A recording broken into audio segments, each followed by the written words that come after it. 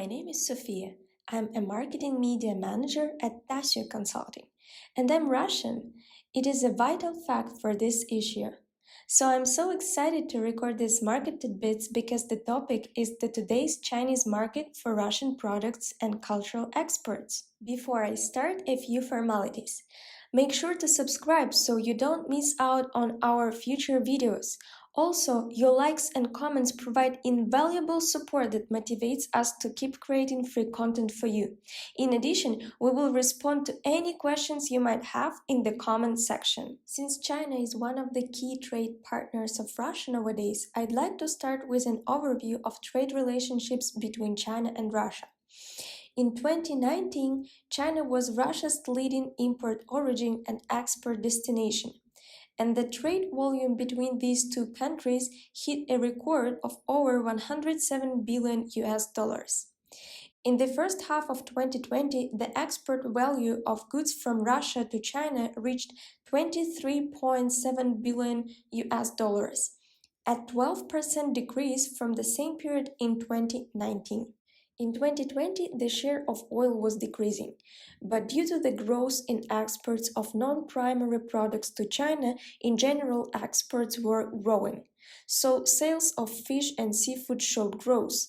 Export of soybeans, rapeseed, and sunflower oil were increasing, and the year-to-year growth accounts for almost 50%. Poultry exports were increasing as well. Also, one of the aims of the research was to understand the associations that Russia evokes among Chinese consumers. As a result of the research, food products are the first thing that the Chinese associate with goods from Russia. According to Taobao and Tmall rankings, Russian seafood, sweets, and supplements are gaining more popularity in the Chinese market. Based on Baidu images, brands that produce alcohol and food products such as flour, honey, and vegetables oil are the first association with Russian brands for the Chinese consumers. While on Zhihu, Russian ice cream is a popular topic for discussion. Here I want to quickly tell you a story of one of the most popular Russian ice cream brands in China. It's called Iceberry, and it paved the way for all Russian ice cream markets to come to China. In September 2016, Vladimir Putin met with potential investors in the Far East. One of the Chinese businessmen complained that they were not allowed to import ice cream from Russia. The Russian president admitted that he was surprised and promised when going to China to bring ice cream to Xi Jinping. In 2016, during a bilateral meeting before the G20 summit, Russian president presented a tube of ice cream to General Secretary of the Communist Party of China.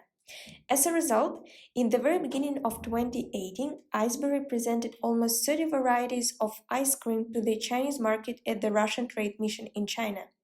And as of the first week of 2020, Iceberry had exported 70 tons of ice cream to China. Despite the success of some brands, B2B is still the key area of cooperation.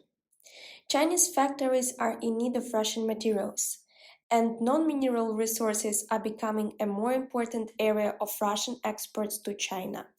According to China Customs Service statistics, nuclear energy equipment, aircraft equipment, medical equipment, and electric machines saw a significant increase in exports from Russia to China in 2018-2019. As China is getting more concerned about domestic environmental problems, it will need more clean energy export from other countries.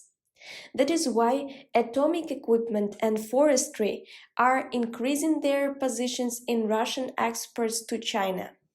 Besides, China's tension with the US give the Russian agricultural sector a chance to replace American producers.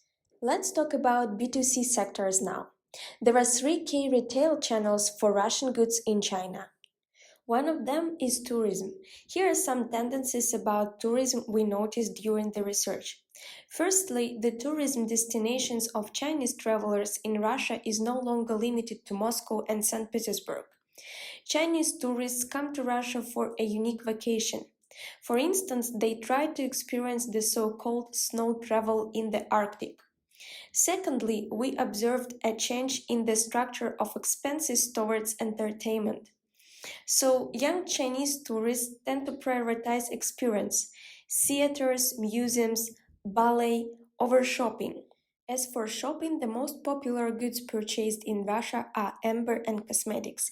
They account for 30% of all spending. The second retail channel is brick and mortar stores.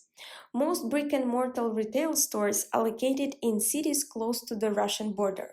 For example, in Harbin there is a whole street of Russian shops and restaurants named Central Avenue or Dongyuan Pedestrian Street, where you can find a lot of Russian cosmetics, sweets and snacks and can easily distribute parcel to any city in China. The last retail channel is e-commerce. There are several Russian e-commerce platforms that allow Russian manufacturers to easily enter the Chinese market. Among them are Epinduo and Dakai Taowa. As mentioned earlier, Russian food and beverage and household goods are becoming well known in China. Some Chinese consumers are already familiar with Russian sweets, alcohol, and seafood brands. I would say that the key competitive advantages of Russia's food and beverage sector are its cheap price and good quality. In addition, new is a fertile time for Russian household and cosmetics goods as China's market share is freed up by the withdrawal of Korean brands. China will account for 41% of the world's consumption of luxury goods by 2025. And of course, Russia can offer luxury goods to meet the growing appetites of Chinese consumers. Chinese people are aware of the high quality of Russian amber, nephrite, and jewelry. Moreover, art and antiques are gaining in value. Additionally, in the luxury segment, Russian crafts and caviar may occupy a strong position in the Chinese market. Last but not least, Russian intellectual products, services, and technologies are a separate sector with great potential in the Chinese market.